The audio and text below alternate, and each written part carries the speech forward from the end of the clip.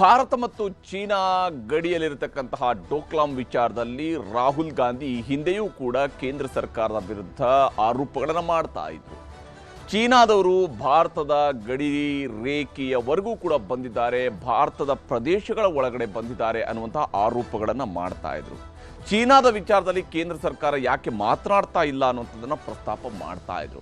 ಆದರೆ ಇವೆಲ್ಲದಕ್ಕೂ ಕೂಡ ರಾಹುಲ್ ಗಾಂಧಿಯ ಪ್ರಶ್ನೆಗಳಿಗೆ, ರಾಹುಲ್ ಗಾಂಧಿ ಎತ್ತಿದಂಥ ವಿಚಾರಗಳಿಗೆ ಕೇಂದ್ರ ಸರ್ಕಾರ ಕಾಲದಿಂದ ಕಾಲಕ್ಕೆ ತಿರುಗೇಟು ಕೊಡ್ತಾ ಬಂದಿತ್ತು. ಆದರೆ ಇವತ್ತು ಲೋಕಸಭೆಯಲ್ಲಿ ದೇಶಭಕ್ತಿಯ ಬಗ್ಗೆ ಕಾಂಗ್ರೆಸ್ಗೆ ತೇಜಸ್ವಿ ಸೂರ್ಯ ಅವರು ಪಾಠ ಮಾಡಿದರೆ, ತೇಜಸ್ವಿ ಸೂರ್ಯ ಸೇರಿದಂತೆ ಬಿಜೆಪಿಯವರಿಗೆ ದೇಶಭಕ್ತಿಯ ವಿಚಾರಗಳನ್ನು ರಾಹುಲ್ ಗಾಂಧಿ ಕೂಡ ಹೇಳೋದಕ್ಕೆ ಮುಂದಾದರು. ಹಾಗೆ ಹೇಳೋದಕ್ಕೆ ಮುಂದಾದಾಗಲೇ ಪ್ರಸ್ತಾಪ ಆಗಿರುವಂಥದ್ದು ನರವಾಣೆ ಅವರು ಬರೆದಿರ್ತಕ್ಕಂತಹ ಒಂದು ಪುಸ್ತಕ, ಅಂದರೆ ಇನ್ನೂ ಕೂಡ ಪಬ್ಲಿಷ್ ಆಗದೇ ಇರತಕ್ಕಂತಹ ಪುಸ್ತಕದ ಭಾಗವನ್ನು ಪ್ರಸ್ತಾಪ ಮಾಡಿದ್ದಾರೆ. ಆ ಪುಸ್ತಕದ್ದು ಅಂತ ಹೇಳಲಾಗಿರುವಂತಹ ಭಾಗಗಳನ್ನು ರಾಹುಲ್ ಗಾಂಧಿಯವರು ಇವತ್ತು ಸದನದ ಗಮನಕ್ಕೆ ತರುವಂತಹ ಪ್ರಯತ್ನ ಮಾಡಿದರು. ಅದರೊಂದಿಗೆ ಲೋಕಸಭೆಯಲ್ಲಿ ಹಂಗಾಮ ಬಹಳ ಜೋರಾಗಿತ್ತು, ಗದ್ದಲ ಗಲಾಟೆ ಇವೆಲ್ಲವೂ ಕೂಡ ನಡೆದು ಸದನವನ್ನು ನಾಳೆಗೆ ಆಲ್ರೆಡಿ ಬೆಳಗ್ಗೆ ಶುರು ಆಯಿತು, ಅದಾದ ನಂತರ ಒಮ್ಮೆ ಮುಂದೂಡಿಕೆ ಆಯಿತು, ಆ ನಂತರ ಮತ್ತೊಮ್ಮೆ ಮುಂದೂಡಿಕೆ ಆಯಿತು. ಇಷ್ಟೆಲ್ಲ ಆದಮೇಲೆ ಈಗ ಸದನವನ್ನು ನಾಳೆಗೆ ಮುಂದೂಡಿಕೆ ಮಾಡಲಾಗಿದೆ. ಹಾಗಾದ್ರೆ ಅಂಥದ್ದು ಏನೇನು ಆಯಿತು? ಲೋಕಸಭೆಯಲ್ಲಿ UPA ವರ್ಸಸ್ NDA ಸಂಘರ್ಷ. UPA ಕಾಲದಲ್ಲಿ ಏನೇನಾಗಿದೆ? ಇಂಡಿಯಾ ಬ್ಲಾಕ್ನವರು ಹಿಂದಿನ ಅವತರಣಿಕೆ, UPA ಬ್ಲಾಕ್ನ ಅವಧಿಯಲ್ಲಿ ಏನೇನಾಗಿದೆ? NDA ಮತ್ತು UPA ನಡುವಿನ ಸಂಘರ್ಷ ಆಯಿತು. UPA ವೈಫಲ್ಯಗಳನ್ನು ಕೆಣಕಿದ್ದಂತಹ ಬಿಜೆಪಿಗೆ ನರವಾಣೆ ಅಸ್ತ್ರವನ್ನು ಪ್ರಯೋಗ ಮಾಡಿದ್ದಾರೆ ರಾಹುಲ್ ಗಾಂಧಿ. ನರವಾಣೆ ಆತ್ಮಚರಿತ್ರೆ ಅಂಶಗಳ ಮೇಲೆ ಕೇಂದ್ರಕ್ಕೆ ರಾಹುಲ್ ಗಾಂಧಿ ಶಾಕ್ ಕೊಡುವಂತಹ ಕೆಲಸವನ್ನು ಮಾಡಿದರು. ನರವಾಣೆ ಆತ್ಮಚರಿತ್ರೆ ಅಂಶಗಳನ್ನು ಬಳಕೆ ಮಾಡಿಕೊಂಡು ಕೇಂದ್ರ ಸರ್ಕಾರದ ವಿರುದ್ಧ ರಾಹುಲ್ ಗಾಂಧಿ ಆರೋಪಗಳ ಸುರಿಮಳೆಯನ್ನು ಸುರಿಸಿದ್ದಾರೆ. ಹಾಗಾದ್ರೆ ಏನು ವಿಚಾರ ಇದು? ರಾಹುಲ್ ಗಾಂಧಿ ಅವರ ಕೈಯಲ್ಲಿದ್ದಂತಹ ಒಂದು ಪ್ರತಿ, ಅದು ಒಂದು ಪ್ರಿಂಟ್ ಔಟನ್ನು ಅವರು ತೆಗೆದುಕೊಂಡು ಬಂದು ಪ್ರದರ್ಶನ ಮಾಡಿದರು. ಈ ಒಂದು ಪ್ರದರ್ಶನವೇ ಲೋಕಸಭೆಯಲ್ಲಿ ಇವತ್ತು ದೊಡ್ಡ ಮಟ್ಟದ ಗಲಾಟೆಗೆ ಕಾರಣ ಆಯಿತು. ವಿಶೇಷವಾಗಿ ಆಡಳಿತ ಪಕ್ಷದಿಂದ ತೀವ್ರವಾದಂತಹ ಗದ್ದಲ, ವಿರೋಧ ಎಲ್ಲವೂ ಕೂಡ ವ್ಯಕ್ತವಾಯಿತು ರಾಹುಲ್ ಗಾಂಧಿಯವರ ಮಾತುಗಳಿಗೆ ಸಂಬಂಧಿಸಿದೆ. ಆದರೆ ರಾಹುಲ್ ಗಾಂಧಿ ಮಾತ್ರ ಪಟ್ಟು ಬಿಡದೆ ತನ್ನ ಆರೋಪಗಳನ್ನು ಮುಂದುವರಿಸಿದ್ರು. ಇದರಿಂದ ಪರಿಣಾಮವಾಗಿ ಸದನ ಇವತ್ತು ನಡೀಲಿಲ್ಲ. ಏನೇನಾಯ್ತು ಹಾಗಾದ್ರೆ? ರಾಹುಲ್ ಗಾಂಧಿ ಪ್ರಸ್ತಾಪಕ್ಕೂ ಮುಂಚಿತವಾಗಿ ಇವತ್ತು ರಾಷ್ಟ್ರಪತಿಯವರ ಭಾಷಣದ ಮೇಲಿನ ವಂದನಾ ನಿರ್ಣಯವನ್ನು ಪ್ರಸ್ತಾಪ ಮಾಡಿ ತೇಜಸ್ವಿ ಸೂರ್ಯ, ಬೆಂಗಳೂರು ದಕ್ಷಿಣದ ಸಂಸದರಾಗಿರುವಂಥ ತೇಜಸ್ವಿ ಸೂರ್ಯ ಅವರು ಪ್ರಸ್ತಾಪವನ್ನು ಮಾಡ್ತಾರೆ. ಲೋಕಸಭೆ ಕಲಾಪದಲ್ಲಿ ಘರ್ಷಣೆಗೆ ನಾಂದಿ ಹಾಡಿದಂಥದ್ದು ತೇಜಸ್ವಿ ಸೂರ್ಯ ಅವರ ಮಾತುಗಳು. ತೇಜಸ್ವಿ ಸೂರ್ಯ ಅವರ ಮಾತುಗಳ ನಂತರ, ಯಾಕಂದರೆ ವಂದನಾ ನಿರ್ಣಯದ ಮೇಲೆ ಮೊದಲು ಆಡಳಿತ ಪಕ್ಷದ ಕಡೆಯಿಂದ ಚರ್ಚೆ ಆರಂಭ ಆಗುತ್ತೆ. ಚರ್ಚೆಯನ್ನು ಆರಂಭಿಸಿದಂಥವರು ಬೆಂಗಳೂರಿನ ಸಂಸದರಾಗಿರ್ತಕ್ಕಂಥ, ಬೆಂಗಳೂರು ದಕ್ಷಿಣದ ಸಂಸದರಾಗಿರುವಂತಹ ತೇಜಸ್ವಿ ಸೂರ್ಯ. ಇಲ್ಲಿ ಬಹಳ ಮುಖ್ಯವಾಗಿ ತೇಜಸ್ವಿ ಸೂರ್ಯ ಅವರು ಪ್ರಸ್ತಾಪ ಮಾಡಿರ್ತಕ್ಕಂತಹ ಸಂದರ್ಭದಲ್ಲಿ, ರಾಷ್ಟ್ರಪತಿಯವರ ಭಾಷಣದ ಮೇಲಿನ ಚರ್ಚೆಯ ಸಂದರ್ಭದಲ್ಲಿ UPA ಸರ್ಕಾರದ ಅವಧಿಯಲ್ಲಿ ಆದಂತಹ ವೈಫಲ್ಯಗಳನ್ನು ಟೀಕಿಸೋದಕ್ಕೆ ಅದನ್ನು ಬಳಕೆ ಮಾಡಿಕೊಂಡ್ರು ತೇಜಸ್ವಿ ಸೂರ್ಯ. ತನ್ನ ಭಾಷಣವನ್ನು UPA ವೈಫಲ್ಯಗಳನ್ನು ಪಟ್ಟಿ ಮಾಡೋದಕ್ಕೆ ಅವರು ಬಳಕೆ ಮಾಡಿಕೊಂಡ್ರು. UPA ಅವಧಿಯ ರಾಷ್ಟ್ರಪತಿಗಳ ಭಾಷಣವನ್ನು ಆಧರಿಸಿ ಕಾಂಗ್ರೆಸ್ಸಿನ ಮೇಲೆ ಟೀಕಾ ಪ್ರಹಾರವನ್ನು ನಡೆಸಿದರು. UPA ಅವಧಿಯಲ್ಲಿ ರಾಷ್ಟ್ರಪತಿಗಳ ಭಾಷಣ ಹೇಗಿತ್ತು, ಈಗ NDA ಅವಧಿಯಲ್ಲಿ ಹೇಗಿದೆ ಅನ್ನುವಂತಹ ವಿಚಾರಗಳನ್ನು ಪ್ರಸ್ತಾಪಿಸಿಕೊಂಡು ಆರೋಪವನ್ನು ಮಾಡಿದರು. ರಾಹುಲ್ ಗಾಂಧಿ ಸೇರಿದಂತೆ ಕಾಂಗ್ರೆಸ್ ನಾಯಕರಿಗೆ ನೇರವಾದಂತಹ ಸವಾಲುಗಳನ್ನು ಇವತ್ತು ತೇಜಸ್ವಿ ಸೂರ್ಯ ಅವರು ಸದನದಲ್ಲಿ ಮಾಡಿದರು. ವಿಶೇಷವಾಗಿ ನಿರುದ್ಯೋಗ, ಅಭದ್ರತೆ, ಅಸ್ಥಿರ ಆರ್ಥಿಕತೆ ಇವೆಲ್ಲವೂ ಕೂಡ UPAಯ ಬಳುವಳಿಗಳು ಅಂತ ಹೇಳ್ತಾ ಹೋದರು. ಹಾಗೆಯೇ ದುರಾಡಳಿತ, ಭ್ರಷ್ಟಾಚಾರ, ದೇಶಭಕ್ತಿಯ ವಿಚಾರವನ್ನು ಕೂಡ ಪ್ರಸ್ತಾಪ ಮಾಡಿ ದೇಶಭಕ್ತಿಯೂ ಕೂಡ ಇರಲಿಲ್ಲ ನಿಮ್ಮಲ್ಲಿ ಅನ್ನುವಂತಹ ವಿಚಾರಗಳನ್ನು ಅವರು ಪ್ರಸ್ತಾಪ ಮಾಡಿದರು. ಅರ್ಧ ಗಂಟೆಗೂ ಹೆಚ್ಚು ಕಾಲ ಕಾಂಗ್ರೆಸ್ಗೆ ತೇಜಸ್ವಿ ಸೂರ್ಯ ಸವಾಲುಗಳನ್ನು ಎಸೆದರು. ತೇಜಸ್ವಿ ಸೂರ್ಯ ನಿರಂತರವಾದಂತಹ ವಾಗ್ಬಾಣವನ್ನು ಕಾಂಗ್ರೆಸ್ನ ವಿರುದ್ಧ ಪ್ರಯೋಗ ಮಾಡ್ತಾ ಹೋದರು. ಯುವಕರ ಭವಿಷ್ಯದ ಮೇಲೂ ಕೂಡ UPA ಬರೆ ಎಳೆದಿದೆ. ಅಂದಿನ ಕಾಲದಲ್ಲಿ 10 ವರ್ಷಗಳ ಆಡಳಿತದ ಅವಧಿಯಲ್ಲಿ, ಆ ಕಾಲಘಟ್ಟದಲ್ಲಿ ಯುವಕರ ಮೇಲೆ ಇವರು ಬರೆ ಎಳೆದಿದ್ದಾರೆ ಅಂತ ಹೇಳಿ ಆರೋಪ ಮಾಡಿದರು. ಕನ್ನಡದ ಕವಿತೆಯೊಂದನ್ನು ಓದುವುದರ ಮೂಲಕವಾಗಿ ಕಾಂಗ್ರೆಸ್ ಸದಸ್ಯರಿಗೆ ಟಕ್ಕರ್ ಕೊಡುವಂತಹ ಕೆಲಸವನ್ನು ತೇಜಸ್ವಿ ಸೂರ್ಯ ಇವತ್ತು ಲೋಕಸಭೆಯಲ್ಲಿ ಮಾಡಿದ್ದಾರೆ. ತೇಜಸ್ವಿ ಅವರು ಸದನದಲ್ಲಿ ಅವರ ಮಾತಿನ ವೈಖರಿ ಹೇಗಿತ್ತು ಅನ್ನೋದನ್ನು ನಿಮ್ಗೆ ತೋರಿಸ್ತೀನಿ.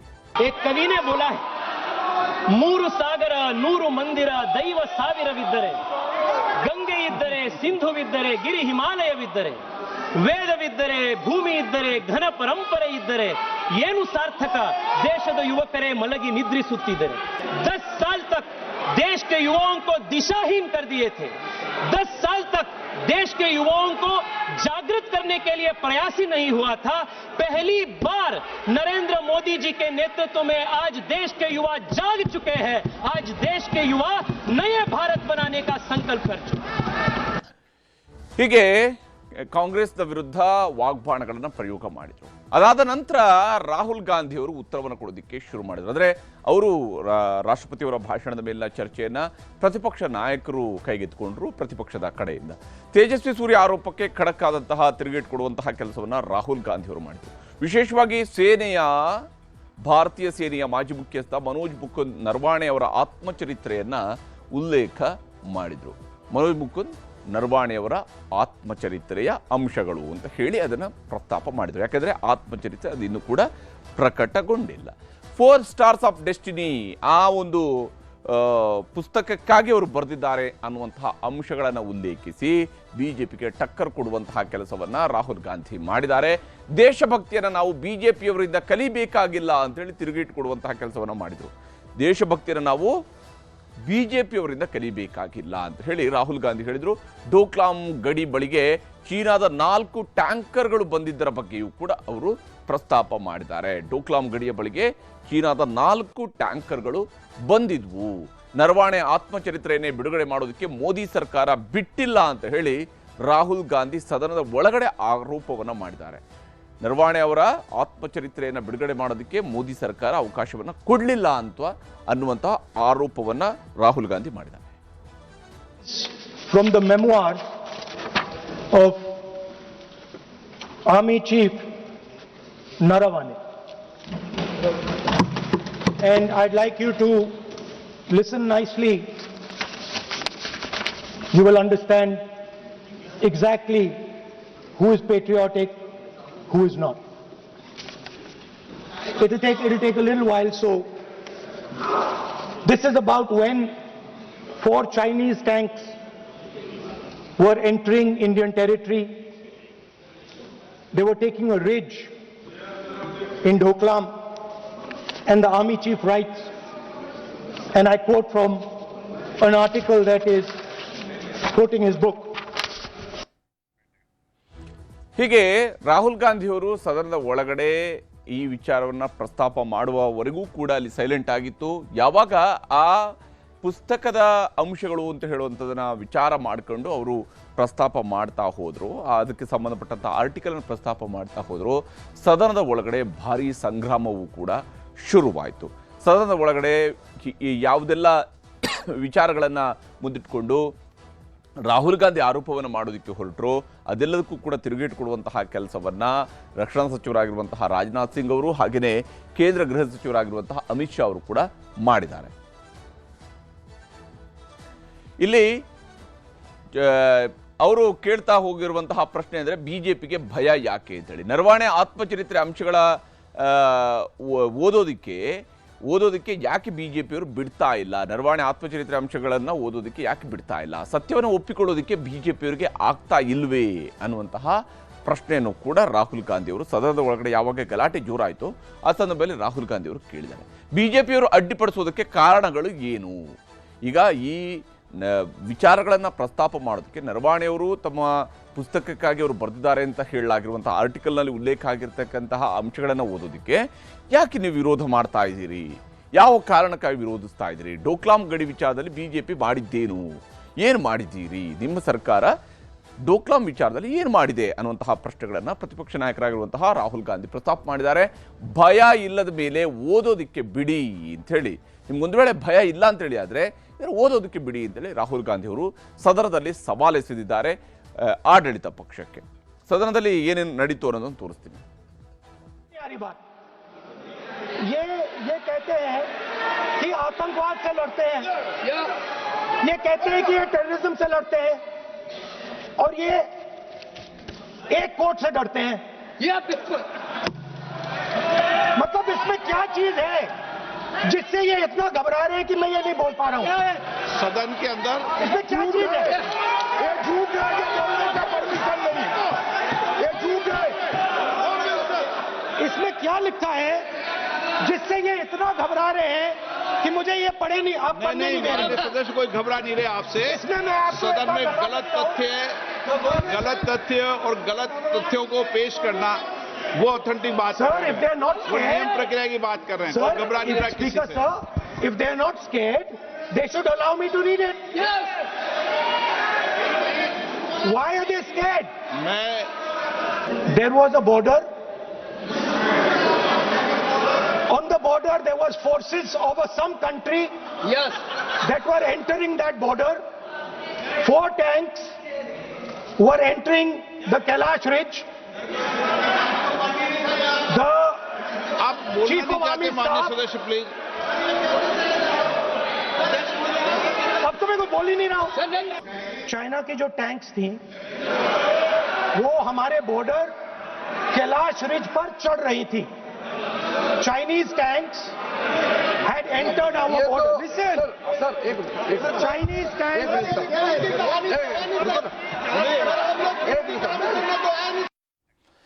ಹೀಗೆ ಯಾವಾಗ ರಾಹುಲ್ ಗಾಂಧಿ ಅವರು ಈ ವಿಚಾರವನ್ನ ಪ್ರಸ್ತಾಪ ಮಾಡಿದ್ರು, ಟ್ರೆಷರಿ ಬೆಂಚಿನಲ್ಲಿರುವಂಥವರು ಎದ್ದು ನಿಂತು ಅದರ ವಿರುದ್ಧ ಇದು ಅಸತ್ಯವನ್ನ ಹೇಳ್ತಾ ಇದ್ದಾರೆ, ನೀವು ಹೇಳ್ತಾ ಇರೋದು ಸುಳ್ಳು ಮಾಹಿತಿಯನ್ನ ಸದನಕ್ಕೆ ಕೊಡ್ತಾ ಇದ್ದೀರಿ ಅಂತ ಹೇಳಿದ್ರು. ಅದಕ್ಕೆ ರಾಹುಲ್ ಗಾಂಧಿ ಅವರು ಕೇಳ್ತಾ ಹೋದ್ರು, ನೀವು ಹೆದರ್ಕೊಳ್ಳೋದು ಯಾಕೆ ಅಂತ ಹೇಳಿ.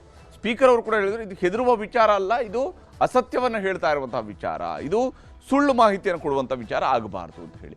ಇದರ ನಡುವೆ ನರವಾಣೆ ಆತ್ಮಚರಿತ್ರೆಗೆ ಟಕ್ಕರ್ ಕೊಡುವಂತಹ ಕೆಲಸವನ್ನು ಕೂಡ ಆಡಳಿತ ಪಕ್ಷದ ಕಡೆಯಿಂದ ನಡೀತು. ನರವಾಣೆ ಅವರ ಆತ್ಮಚರಿತ್ರೆ ಪ್ರಸ್ತಾಪಕ್ಕೆ ರಕ್ಷಣಾ ಸಚಿವ ರಾಜನಾಥ್ ಸಿಂಗ್ ಅವರು ಆಕ್ಷೇಪವನ್ನು ವ್ಯಕ್ತಪಡಿಸಿದರು.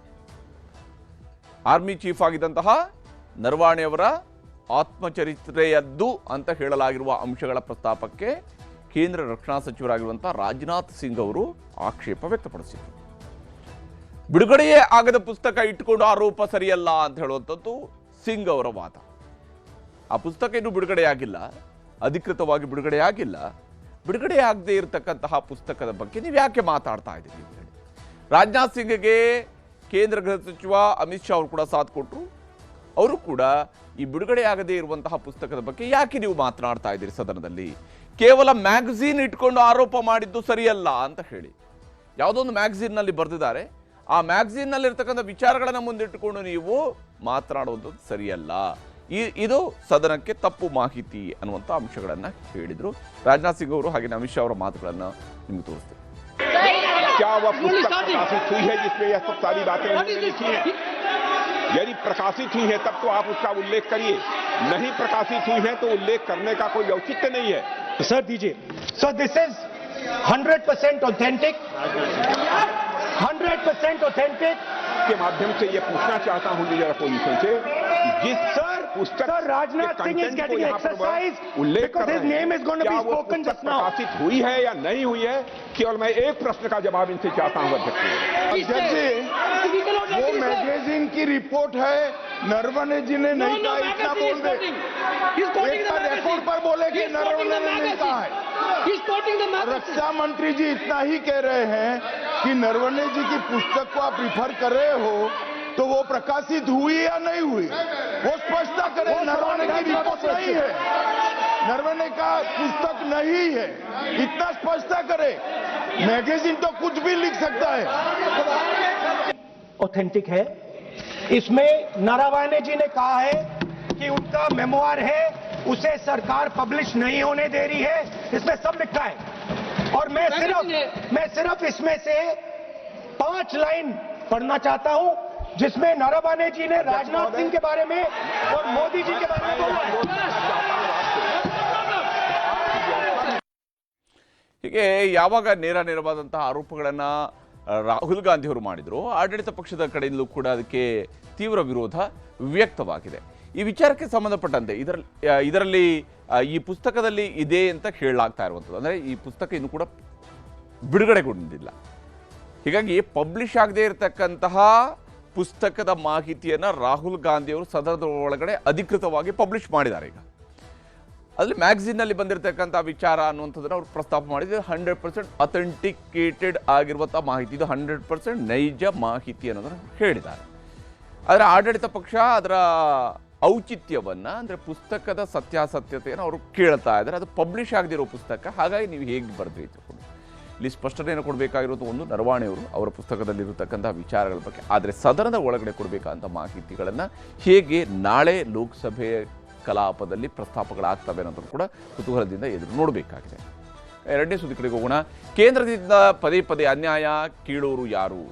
ಸಿದ್ದು ಸರ್ಕಾರ ಟೀಕಿಸಿದ ಬಿಜೆಪಿಗೆ ತಿರುಗೇಟು, ಟೀಕೆ ಮಾಡುವ ಬದಲು ಅನುದಾನಕ್ಕೆ ಸವಾಲು. ಇದುವೇ ಚದುರಂಗದ ಎರಡನೇ ಸ್ಟೋರಿ. ಕೇಂದ್ರಕ್ಕೆ ಸಿದ್ದು ಗುದ್ದು.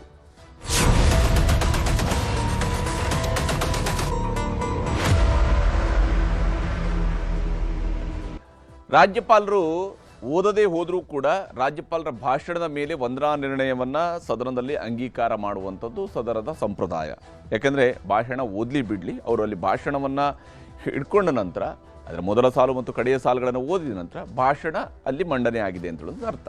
ಅದರ ಆಧಾರದ ಮೇಲೆ ಆ ಭಾಷಣದ ಮೇಲೆ ಸುದೀರ್ಘವಾದಂಥ ಚರ್ಚೆಯೂ ಕೂಡ ನಡೆದಿದೆ. ರಾಜ್ಯಪಾಲರ ನಡೆಯನ್ನು ವಿರೋಧಿಸ್ತಾನೆ ಆಡಳಿತ ಪಕ್ಷದವರು ರಾಜ್ಯಪಾಲರ ಭಾಷಣಕ್ಕೆ ವಂದನೆಯ ನಿರ್ಣಯಗಳನ್ನು ಸಲ್ಲಿಸ್ತಾ ಹೋಗಿದ್ದಾರೆ. ಪ್ರತಿಪಕ್ಷದವರು ರಾಜ್ಯಪಾಲರ ನಡೆಯನ್ನು ಸಮರ್ಥಿಸ್ತಾನೆ ರಾಜ್ಯಪಾಲರ ಭಾಷಣದಲ್ಲಿರತಕ್ಕಂಥ ವಿಚಾರಗಳನ್ನು ವಿರೋಧಿಸ್ತಾ ಸಾಗಿದ್ದಾರೆ. ರಾಜ್ಯಪಾಲರ ಭಾಷಣದ ವಂದನಾ ನಿರ್ಣಯದಲ್ಲಿ ಇವತ್ತು ಮುಖ್ಯಮಂತ್ರಿ ಸಿದ್ದರಾಮಯ್ಯನವರು ಸದನದಲ್ಲಿ ಉತ್ತರವನ್ನು ಕೊಟ್ಟಿದ್ದಾರೆ. ವಿಶೇಷವಾಗಿ ವಿಧಾನಸಭೆಗೆ ಉತ್ತರವನ್ನು ಕೊಟ್ಟಿರತಕ್ಕಂತಹ ಮುಖ್ಯಮಂತ್ರಿ ಸಿದ್ದರಾಮಯ್ಯನವರು ಕೇಂದ್ರ ಸರ್ಕಾರಕ್ಕೂ ರಾಜ್ಯ ಬಿಜೆಪಿಗೂ ತಿರುಗೇಟು ಕೊಡುವಂತಹ ಕೆಲಸವನ್ನು ಮಾಡಿದ್ದಾರೆ. ಅದರಲ್ಲೂ ವಿಶೇಷವಾಗಿ ಮನ್ರೇಗಾ ಉಳಿಸುವುದಕ್ಕಾಗಿ ನಮ್ಮ ಹೋರಾಟ ನಿಶ್ಚಿತ ಅನ್ನುವಂತಹ ಸಂದೇಶವನ್ನು ಸದನದ ಮೂಲಕವಾಗಿ ಕೊಟ್ಟಿದ್ದಾರೆ. ಮನ್ರೇಗಾ ವಿರುದ್ಧ ರಾಜ್ಯ ಸರ್ಕಾರ ಹೋರಾಟವನ್ನು ಮಾಡುತ್ತೆ. ರಾಜ್ಯಪಾಲರ ಭಾಷಣದ ವಂದನಾ ನಿರ್ಣಯಕ್ಕೆ ಉತ್ತರವನ್ನು ಕೊಡ್ತಾನೆ ಸಿದ್ದರಾಮಯ್ಯನವರು ಕೇಂದ್ರ ಸರ್ಕಾರ ಹಾಗೂ ರಾಜ್ಯ ಬಿಜೆಪಿಯ ವಿರುದ್ಧ ತಮ್ಮ ಆಕ್ರೋಶವನ್ನು ವ್ಯಕ್ತಪಡಿಸಿದ್ದಾರೆ. ವಿಶೇಷವಾಗಿ ರಾಜ್ಯ ಸರ್ಕಾರಕ್ಕೆ ಹೀಗೆಲ್ಲ ಕೇಂದ್ರದಿಂದ ಅನ್ಯಾಯಗಳು ಆಗಿದ್ದಾವೆ ಅನ್ನುವಂತಹ ವಿಚಾರಗಳನ್ನು ಸಿದ್ದರಾಮಯ್ಯನವರು ಇವತ್ತು ಸದನದಲ್ಲಿ ಪ್ರಸ್ತಾಪ ಮಾಡಿದ್ದಾರೆ. ವಿಶೇಷವಾಗಿ ರಾಜ್ಯಪಾಲರ ನಡೆಯ ಬಗ್ಗೆಯೂ ಕೂಡ ಅವರು ಪ್ರಸ್ತಾಪ ಮಾಡಿದ್ದಾರೆ. ರಾಜ್ಯಪಾಲರು ಭಾಷಣವನ್ನು ಓದದೇನೆ ಆತುರಾತುರವಾಗಿ ಸದನದಿಂದ ಹೊರಟು ಹೋದರು. ನಮಗೆ ರಾಜ್ಯಪಾಲರ ಬಗ್ಗೆಯೂ ವಿರೋಧ ಇಲ್ಲ, ಅವರು ಒಳ್ಳೆ ಮನುಷ್ಯರಿದ್ದಾರೆ. ಆದರೆ ಕೇಂದ್ರ ಸರ್ಕಾರದ ನೀತಿ ನಿಲುವುಗಳ ಬಗ್ಗೆ ನಮ್ಮ ವಿರೋಧ ಇದ್ದೇ ಇದೆ. ಅದನ್ನು ರಾಜ್ಯಪಾಲರ ಭಾಷಣದಲ್ಲಿ ರಾಜ್ಯ ಸರ್ಕಾರ ಹೇಳಿದೆ. ರಾಜ್ಯಪಾಲರ ಭಾಷಣದಲ್ಲಿ ಅದನ್ನು ನಾವು ಹೇಳಿದ್ದೀವಿ ಅಂತ ಹೇಳೋ ಕಾರಣಕ್ಕೆ ರಾಜ್ಯಪಾಲರು ಅದನ್ನು ಓದದೇ ಹೋಗಿದ್ದಾರೆ ಅನ್ನೋಂಥ ವಿಚಾರದಲ್ಲಿ ತಮ್ಮ ಅಸಮಾಧಾನವನ್ನು ಕೂಡ ರಾಜ್ಯಪಾಲರು ವ್ಯಕ್ತಪಡಿಸಿದ್ದಾರೆ. ಸದನದಲ್ಲಿ ಸಿಎಂ ಸಿದ್ದರಾಮಯ್ಯನವರು ಮಾತನಾಡ್ತಾ ಏನು ಹೇಳಿದ್ದಾರೆ ಅನ್ನೋದು ನಿಮ್ಗೆ ತೋರಿಸ್ತೀನಿ. ಲ್ಯಾಂಡ್ ಆರ್ಡರ್ ಬಗ್ಗೆ ನೀನು ಮಾತಾಡಿಲ್ಲ, ಅದ್ರ ಬಗ್ಗೆ ಕ್ಲಾರಿಫಿಕೇಶನ್ ಕೊಡಬೇಕಾಗಿತ್ತು, ಅವರು ಮುಂಚಿತವಾಗಿ ಕೊಡಬೇಕಾಗಿತ್ತು. ಆದ್ರೆ ಈಗ ಕೊಡ್ತಾ ಇದ್ದಾರೆ.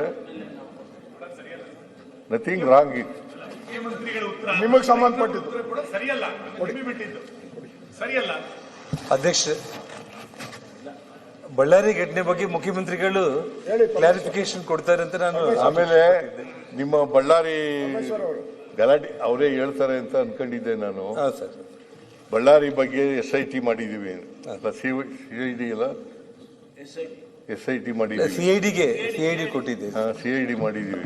ಈಗ ಅವ್ರ ಮಾತು ಮತ್ತೆ ನೀವು ಕನ್ಕ್ಲೂಡ್ ಮಾಡಿ. CID ಮಾಡಿದೀವಿ. ಅದು ತನಿಖೆ ಕೂತ್ಕೊಳ್ಳಿ ಜನಾರ್ದನ್ ರೆಡ್ಡಿ ಅವರೇ. ಅದರಿಂದ ಅದು ವರದಿ ಕೊಟ್ಟ ಮೇಲೆ, ಅದು ಸತ್ಯಾಂಶ ಹೊರಗಡೆ ಬಂದ ಮೇಲೆ ಯಾರೇ ಎಷ್ಟೇ ದೊಡ್ಡವರಾದರೂ ಕೂಡ ಅವರು ಯಾವುದೇ ಗುಂಪಿನವರಾಗಿರಲಿ ಅವ್ರ ಮೇಲೆ ಕಠಿಣವಾದಂಥ ಕ್ರಮ ತಗೊಳ್ತೀವಿ ಅಂತಕ್ಕಂಥ ಮಾತುಗಳನ್ನು ಹೇಳಲಿಕ್ಕೆ ಬಯಸ್ತೇನೆ. ಹೀಗೆ ಸದನದ ಒಳಗಡೆ ಇವತ್ತು ಮುಖ್ಯಮಂತ್ರಿಯವರು ಉತ್ತರ ಕೊಡ್ತಾ ಇದ್ದಂತಹ ಸಂದರ್ಭದ ನೇರ ದೃಶ್ಯವನ್ನು ನಿಮಗೆ ತೋರಿಸಿದ್ವಿ. ಸದನದ ಒಳಗಡೆ ಬಹಳಷ್ಟು ವಿಚಾರಗಳ ಬಗ್ಗೆ ಸಿದ್ದರಾಮಯ್ಯನವರು ಉತ್ತರವನ್ನು ಕೊಡ್ತಾ ಹೋಗಿದ್ದಾರೆ ತಮ್ಮ ಉತ್ತರ ಕೊಡುವಂತಹ ಸಂದರ್ಭ. ಯಾಕಂದರೆ ಸದನದಲ್ಲಿ ನಡೆದಂಥ ಸುದೀರ್ಘ ಭಾಷಣಕ್ಕೆ ಅವರು ಉತ್ತರವನ್ನು ಕೊಟ್ಟಿದ್ದಾರೆ. ಅದರಲ್ಲೂ ವಿಶೇಷವಾಗಿ ರಾಜ್ಯಕ್ಕೆ ಯಾವ ರೀತಿಯಂಥ ಅನ್ಯಾಯ ಆಗಿದೆ ಅನ್ನುವಂತಹ ವಿಚಾರಗಳನ್ನು ಮುಖ್ಯಮಂತ್ರಿ ಸಿದ್ದರಾಮಯ್ಯನವರು ಪ್ರಸ್ತಾಪ ಮಾಡಿದ್ದಾರೆ. ರಾಜ್ಯಪಾಲರ ಭಾಷಣದ ಮೇಲಿನ ವಂದನಾ ನಿರ್ಣಯದ ಚರ್ಚೆಗೆ ಸಿಎಂ ಅವರು ಉತ್ತರವನ್ನು ಕೊಟ್ಟಿದ್ದಾರೆ. ರಾಜ್ಯಪಾಲರ ಭಾಷಣದ ಮೇಲಿನ ವಂದನಾ ನಿರ್ಣಯದ ಮೇಲೆ ಸಿಎಂ ಅವರು ಉತ್ತರ ಕೊಟ್ಟಿದ್ದಾರೆ. ಕೇಂದ್ರ ಸರ್ಕಾರ ಬಂಪರ್ ಕೊಡುಗೆಯನ್ನು ಕೊಟ್ಟಿದೆ ಅಂತ ಹೇಳಿ ಬಿಜೆಪಿಗೆ ಸಿಎಂ ತಿರುಗೇಟು ಕೊಟ್ಟಿದ್ದಾರೆ. ಕೇಂದ್ರ ಸರ್ಕಾರ ಯಾವ ರೀತಿಯಾದಂತಹ ಬಂಪರ್ ಕೊಡುಗೆ ಕೊಟ್ಟಿದೆ ಅನ್ನುವಂತಹ ವಿಚಾರಗಳನ್ನು ಅವರು ಪ್ರಸ್ತಾಪ ಮಾಡಿದ್ದಾರೆ. ಕೇಂದ್ರ ಸರ್ಕಾರದಿಂದ ಪದೇ ಪದೇ ರಾಜ್ಯಕ್ಕೆ ಕರ್ನಾಟಕಕ್ಕೆ ಅನ್ಯಾಯ ಆಗ್ತಾ ಇದೆ ಅಂತ ಹೇಳಿ ಮುಖ್ಯಮಂತ್ರಿಯವರು ಅಂಕಿಅಂಶಗಳ ಉತ್ತರವನ್ನು ಕೊಟ್ಟಿದ್ದಾರೆ. ಯಾಕಂದರೆ ಕೇಂದ್ರದಿಂದ ರಾಜ್ಯಕ್ಕೆ ಏನು 14ನೇ ಫಿನಾನ್ಸ್ ಕಮಿಷನ್ನ ಮೂಲಕವಾಗಿ ಎಷ್ಟು ಹಣ ಬರ್ತಾ ಇತ್ತು, 15ನೇ ಫಿನಾನ್ಸ್ ಕಮಿಷನ್ನಲ್ಲಿ ಎಷ್ಟು ಕಡಿಮೆ ಆಯಿತು, 16ನೇ ಫಿನಾನ್ಸ್ ಕಮಿಷನ್ನಲ್ಲಿ ಸ್ವಲ್ಪ ಮಟ್ಟಿಗೆ ಕರೆಕ್ಷನ್ ಆದರೂ ಕೂಡ 14ನೇ ಫಿನಾನ್ಸ್ ಕಮಿಷನ್ನಲ್ಲಿ ಇದ್ದಷ್ಟು ಹಣ ಬರ್ತಾ ಇಲ್ಲ. ಅಂದರೆ ರಾಜ್ಯಕ್ಕೆ 4.71% ಅನುದಾನಕ್ಕೆ, ಇದು 4.71% ಇದ್ದಂಥದ್ದು 14ನೇ ಹಣಕಾಸು ಆಯೋಗದ ಪ್ರಕಾರವಾಗಿ ರಾಜ್ಯಕ್ಕೆ ಡೆವಲ್ಯೂಷನ್ ಆಫ್ ಫಂಡ್ ಬರ್ತಾ ಇದ್ದು 4.71. ಆದರೆ ಈಗ ಅದು ಶೇಕಡ 4.71ಕ್ಕೆ 16ನೇ ಹಣಕಾಸು ಆಯೋಗದಲ್ಲೂ ಕೂಡ ತಲುಪಿಲ್ಲ. 15ನೇ ಹಣಕಾಸು ಆಯೋಗದಲ್ಲಿ 4%ಗಿಂತ ಕಡಿಮೆ ಇತ್ತು, ಈಗ 4%ಗಿಂತ ಮೇಲೆ ಬಂದಿದೆ. ಆದರೆ 14ನೇ ಫಿನಾನ್ಸ್ ಕಮಿಷನಲ್ಲಿ ಇದ್ದಷ್ಟು ಹಣ ಬಂದಿಲ್ಲ. 15ನೇ ಹಣಕಾಸು ಆಯೋಗದ ಅನುದಾನದಲ್ಲೂ ಕೂಡ ನಮ್ಗೆ ಬರಬೇಕಾಗಿದ್ದಂಥ ಪಾಲು ಬಂದಿಲ್ಲ. ಅದರಲ್ಲಿ ವಿಶೇಷವಾಗಿ ಭದ್ರಾ ಮೇಲ್ದಂಡೆಗೆ ಘೋಷಣೆ ಮಾಡಿದಂತಹ 5,300 ಕೋಟಿ ರೂಪಾಯಿ ಹಣವನ್ನು ಕೂಡ ಕೇಂದ್ರದ ಬಜೆಟ್ನಲ್ಲಿ ಘೋಷಣೆ ಆದರೂ ಕೂಡ ಕೊಟ್ಟಿಲ್ಲ. ಬಜೆಟ್ನಲ್ಲಿ ಘೋಷಣೆ ಮಾಡ್ತಾರೆ, ಆದರೆ ಹಣ ಬಿಡುಗಡೆ ಮಾಡೋದಿಲ್ಲ. ಹೀಗಾಗಿ ಯಾರನ್ನ ಕೇಳಬೇಕು ಅನ್ನೋಂಥ ಪ್ರಶ್ನೆ. ಇನ್ನು ಪೆರಿಫೆರಲ್ ರಿಂಗ್ ರಸ್ತೆಗೂ ಕೂಡ ಕೇಂದ್ರ ಬಜೆಟ್ ಘೋಷಣೆ ಮಾಡಿತ್ತು 3,000 ಕೋಟಿ ರೂಪಾಯಿ ಹಣವನ್ನು, ಆದರೆ ಇದುವರೆಗೂ ಕೂಡ ಅದರಲ್ಲಿ ಬಿಡುಗಾಸು ಕೊಟ್ಟಿಲ್ಲ. ಕೆರೆಗಳ ಅಭಿವೃದ್ಧಿಗೆ ಅಂತೇಳಿನೇ ಮೀಸಲನ್ನು ಇಟ್ಟಿದ್ರು 3,950 ಕೋಟಿ ರೂಪಾಯಿಯನ್ನು. ಇದನ್ನು ಕೇಂದ್ರ ತನ್ನ ಬಜೆಟ್ನಲ್ಲಿ ಹೇಳಿದ್ದಂತಹ ಘೋಷಣೆಗಳು, ಆದರೆ ಆ ಹಣವೂ ಕೂಡ ಕೊಟ್ಟಿಲ್ಲ ಅಂತ ಹೇಳಿ ಈ ವಿಷಯಗಳನ್ನು ಮುಖ್ಯಮಂತ್ರಿ ಸಿದ್ದರಾಮಯ್ಯವರು ಪ್ರಸ್ತಾಪ ಮಾಡಿದರೆ GST ಪರಿಹಾರದಲ್ಲೂ ಕೂಡ ಕರ್ನಾಟಕಕ್ಕೆ ನಷ್ಟ ಮಾಡಿದ್ದಾರೆ. GSTಯ ಪರಿಹಾರವೂ ಕೂಡ ಕರ್ನಾಟಕಕ್ಕೆ ಸಮರ್ಪಕವಾಗಿ ಸಿಕ್ಕಿಲ್ಲ. ಕೇಂದ್ರಕ್ಕೆ ನಾವು 5 ಲಕ್ಷ ಕೋಟಿ ರೂಪಾಯಿ ಹಣವನ್ನು ಕೊಡ್ತೀವಿ, ಅಂದರೆ ತೆರಿಗೆ ರೂಪದಲ್ಲಿ ರಾಜ್ಯದಿಂದ ಕೇಂದ್ರಕ್ಕೆ ಹೋಗುವಂತಹ ಒಟ್ಟು ತೆರಿಗೆ ಪಾಲು 5 ಲಕ್ಷ ಕೋಟಿ ರೂಪಾಯಿ ಅಷ್ಟಾದರೆ ನಮಗೆ ವಾಪಸ್ ಬರ್ತಾ ಇರುತ್ತದೆ ಕೇವಲ 60,000 ಕೋಟಿ ರೂಪಾಯಿಯಷ್ಟು ಹಣ ಮಾತ್ರ.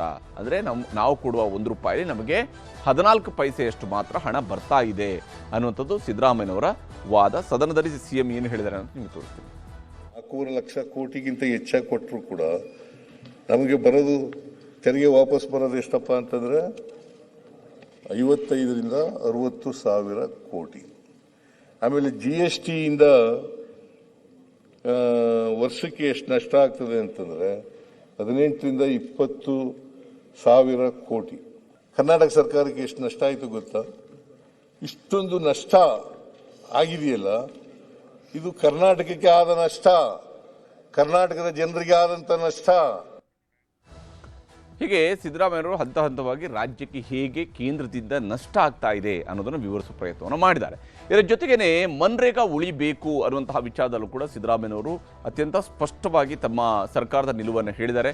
VBG ರಾಮ್ಜಿ ವಿರುದ್ಧ ದೇಶವ್ಯಾಪಿ ಹೋರಾಟವನ್ನು ನಾವು ಮಾಡಲೇಬೇಕಿದೆ, ಮಾಡ್ತೀವಿ ಅನ್ನೋದನ್ನು ಹೇಳಿದ್ದಾರೆ. ಮನ್ರೇಗಾ ಉಳಿವಿಗಾಗಿ ಕಾಂಗ್ರೆಸ್ನಿಂದ ಈ ಹೋರಾಟ ಅನ್ನುವಂಥದ್ದು ಸಿದ್ದರಾಮಯ್ಯನವರ ಸಮರ್ಥನೆ. ನಾಳೆ ನಾಡಿದ್ದು ಸದನದಲ್ಲಿ ಚರ್ಚಿಸಿ ಇದರ ಬಗ್ಗೆ ಖಂಡನಾ ನಿರ್ಣಯವನ್ನು ಸದನದಲ್ಲಿ ಅಂಗೀಕಾರ ಮಾಡ್ತೀವಿ ಅನ್ನೋಂಥದ್ದನ್ನು ಸಿದ್ದರಾಮಯ್ಯನವರು ಹೇಳಿದ್ದಾರೆ. ನರೇಗಾ ಚರ್ಚೆಗೆ ಅಡ್ಡಿಪಡಿಸೋದಕ್ಕೆ BJPಯವರು ಪದೇ ಪದೇ ಪ್ರಯತ್ನವನ್ನು ಮಾಡ್ತಾ ಇದ್ದಾರೆ, ಆದರೆ ನಿಮ್ಮ ಎಲ್ಲ ಯತ್ನವನ್ನು ಕೂಡ ನಾವು ವಿಫಲಗೊಳಿಸ್ತೀವಿ ಅನ್ನೋಂಥ ನಿಟ್ಟಿನಲ್ಲಿ ಸಿದ್ದರಾಮಯ್ಯನವರು ಹೇಳಿದ್ದಾರೆ. ನಾವು ಈ ವಿಚಾರದಲ್ಲಿ ನಿರ್ಣಯವನ್ನು ಅಂಗೀಕಾರ ಮಾಡ್ತೀವಿ, ಖಂಡನಾ ನಿರ್ಣಯವನ್ನು ಕರ್ನಾಟಕ ವಿಧಾನಸಭೆಯಲ್ಲಿ ಅಂಗೀಕಾರ ಮಾಡ್ತೀವಿ, ಕೇಂದ್ರ ಸರ್ಕಾರದ ವಿರುದ್ಧ ಮಹತ್ವದ ನಿರ್ಧಾರವನ್ನು ನಾವು ಕೈಗೊಳ್ತೇವೆ ಅನ್ನುವಂಥದ್ದನ್ನು ಕೂಡ CM ಸಿದ್ದರಾಮಯ್ಯನವರು ಸದನಕ್ಕೆ ಹೇಳಿದ್ದಾರೆ. ಆ ಮೂಲಕ ನಾಳೆ ಏನು ಡಿಬೇಟ್ ಆಗಬಹುದು, ಯಾವ ಸ್ವರೂಪದಲ್ಲಿ ಸದನ ನಡೀಬಹುದು ಅನ್ನೋದರ ಒಂದು ಸಣ್ಣ ಟ್ರೇಲರನ್ನು ಇವತ್ತೇ ಮುಖ್ಯಮಂತ್ರಿ ಸಿದ್ದರಾಮಯ್ಯವರು ತಮ್ಮ ಭಾಷಣದ ಸಂದರ್ಭದಲ್ಲಿ ಪ್ರಸ್ತಾಪ ಮಾಡಿದ್ದಾರೆ. ಈ ಸಂದರ್ಭದಲ್ಲಿನೇ CM DCM ಕುರ್ಚಿಯ ವಿಚಾರದಲ್ಲೂ ಕೂಡ ಒಂದಿಷ್ಟು ಇಂಟ್ರೆಸ್ಟಿಂಗ್ ಆಗಿರ್ತಕ್ಕಂತಹ ಚರ್ಚೆ ಸದನದ ಒಳಗಡೆ ನಡೆದಿದೆ. ಇಬ್ಬರಿಗೂ ಜಗಳ ಇದೆ ಅಂತ ಗೊತ್ತು.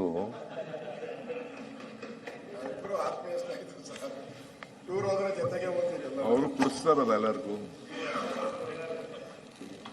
ನೀ ಕುಡಿದವ್ರು ಯಾವ ಈಗ ನೀನು ಹೇಳಿದೆ, ನೀವು ಹೇಳ್ತಾ ಇದ್ದೀರಲ್ಲ ಚೀಫ್ ಮಿನಿಸ್ಟರ್ಗೂ DK ಶಿವಕುಮಾರ್ಗೂ ಜಗಳ ಇದೆ ಅಂತ. ಹಾಲು ಸಕ್ಕರೆ ಅಂತ ಹೇಳ್ದಿಲ್ಲಪ್ಪ. ಇವ್ರಿಗೆ ನೋಡಿ, ನಿನ್ಗೆ ಹೇಳಿರೋದು ಹಾಲು ಅಂತ ನಿನ್ಗೆ ಹೇಳಿ, ನನಗೆ ಸಕ್ಕರೆ ಅಂತ ಹೇಳಿ, ಅವರು ಹಾಲು ಹಲ್ಲ ಹಾಲಾಹಲ ಅಂತ ಹೇಳಿದ್ರು. ಟೈಮ್ ಉತ್ತರ ಕೊಡ್ತದೆ ಬಿಡಿ ನೋಡಿ. ಇದು ಕರೆಕ್ಟ್. ಒಂದು ಮಾತಲ್ಲಿ 100 ಅರ್ಥ. That is DK Shivakumar. That is DK Shivakumar. ಒಂದು ಮಾತಲ್ಲಿ 100 ಅರ್ಥ ಕೊಡೋದೇ ಸನ್ಮಾನ್ಯ DK ಶಿವಕುಮಾರ್ ಅವರ ಟ್ಯಾಲೆಂಟ್. ಈಗ ನೀನ್ ಏನೇನ್ ಮಾತಾಡಿದ್ಯೆ, ಕೆಲವು ವಿಚಾರಗಳು ನಾನೇನ್ ಹೀಗೆ ಸದನದ ಒಳಗಡೆ ಬಹಳಷ್ಟು ಇಂಟ್ರೆಸ್ಟಿಂಗ್ ಆಗಿರ್ತಕ್ಕಂತಹ ಚರ್ಚೆಗಳು ಕೂಡ ನಡೆದಿದ್ದಾವೆ.